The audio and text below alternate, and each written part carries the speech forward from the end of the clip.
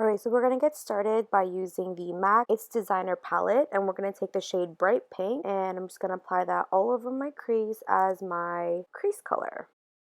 I'm just going to keep building up this color because, as you can see, it's not very pigmented, and it took me a couple times to keep applying in order to really build that intensity that I wanted. So the next thing that I took is the Urban Decay Electric palette. It's a limited edition palette, so I don't think you can find it anymore. But I took the blue color in the shade Chaos, and that one you can actually buy on its own. But I'm just going to apply that all over my lid, as well as blending out the edges in order for it to blend in with the transition color with the bright pink.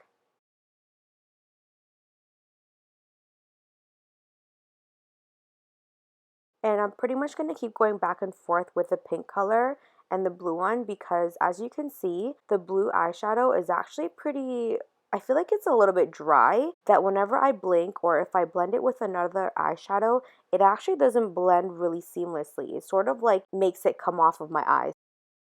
As for lashes, I'm going to pop on some Dodo lashes in D105. This white stuff that's all over my face is MAC Hyper Real Foundation in Gold FX. And this one was a really weird product. It's my first time trying it, and it was really heavy. I thought it was kind of like the strobe cream, so I pretty much took a while to blend it into the skin because it was very thick and very heavy. And as if my face didn't feel sticky enough, I am using MAC Studio Sculpt Foundation in the shade NC40. This one is a super full coverage. It's almost like clay texture on the skin. It's super thick. If you have oily skin, I would not recommend this at all because it just kind of sits and it'll slide off your face if you don't set it really well. But I do love it for the coverage, and I actually don't mind the texture of it. And I'm using a beauty blender to blend it out because I want the sponge to absorb some of the products because this product is super duper thick. And I also recommend going down 1 or 2 shades because it does oxidize.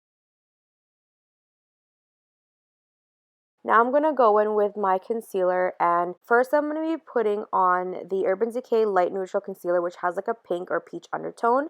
And then on top of that, I'm popping on the MAC 24 Hour Studio Fix Concealer in NC35 because that's going to give me that brightness effect that I prefer. And pretty much the pink concealer that I have underneath is going to cancel out any darkness. That's why I only applied it underneath my eyes. I really like using this concealer because it has a really creamy texture to it, and it's like medium coverage. You can totally build it if you need to. My under eyes is not that bad, so I can actually get away with the full coverage with this one, but it just blends so seamlessly. It does not crease under my eyes or anywhere on my skin, and it doesn't get cakey at all. Now I'm just baking using the Hourglass Veil Powder, and that's going to give me more brightness under the eye. And I'm pretty much going to put some in the areas that I get oily too. So forehead and my chin. And obviously it's all over my black clothes. And after a couple minutes, I'm just going to like dust it off with a clean powder or clean brush.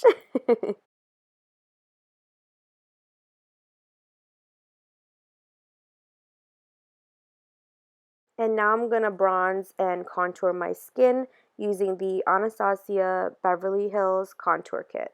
And I am all for bronzing and contouring, so if it's a little bit too harsh for some people, I totally get it. But honestly, I was looking a little pale in this, and I just wanted to glow, you know? Especially when I have my hair in like a really tight bun.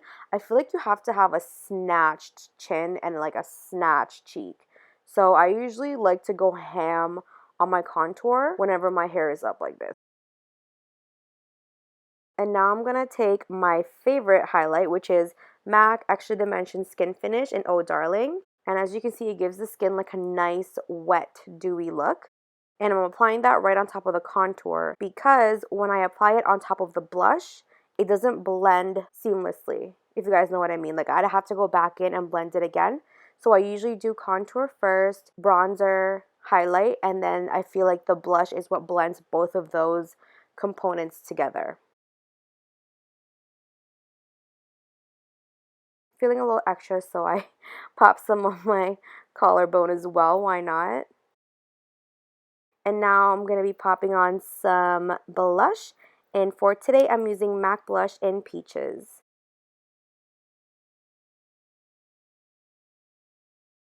I'm going to be going back in with that same blue chaos color that I use all over my lids, and I'm just pretty much going to balance out my top to the bottom. So I'm doing this very carefully because the fallout is insane on this, but that's the same paint that I also use for my crease, and I'm just going to pretty much balance it out so it's not too top heavy.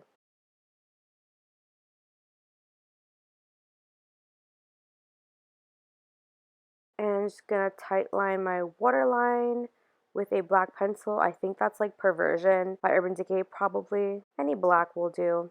My favorite part of this look, you guys, this is the Urban Decay and KRISTEN LEANNE limited edition collaboration palette. It's called the Kaleidoscope palette, and I took that Leo/Brixton color, which is like, oh my god, do you see this?